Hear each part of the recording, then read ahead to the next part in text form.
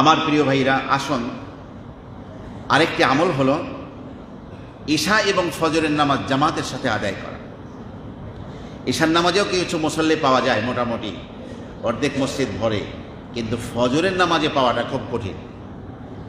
ফজরের নামাজের এই পাল্লা দিয়ে মাপলে কয়জন খালেস মুসল্লি বোঝা যায়। তাহলে হয় বাড়িতে বসে একা নামাজ পড়ে নিয়েছে, অথবা ঘুমেতেই ওঠে নাই।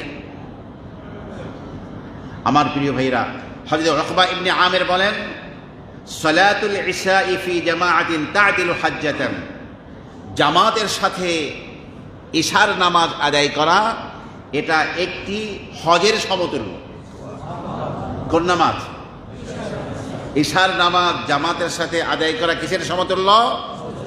হজের সমতুল্য। ওয়া সালাতুল গাদাতি ফি জামাআতিন তা'দিলু উমরাতান, আর ফজরের নামাজ জামাতের সাথে আদায় করা এটা একটি উমরার সমতুল্য। নিয়মিতভাবে যদি আমি মসজিদে এসে ঈশার নামাজ আদায় করি জামাতের সাথে, আবার ফজরের নামাজ জামাতের সাথে আদায় করি, তাহলে প্রতিদিন আবার একটি হজ এবং আবার একটি উমরার সওয়াব আমি হাসিল করতে পারব।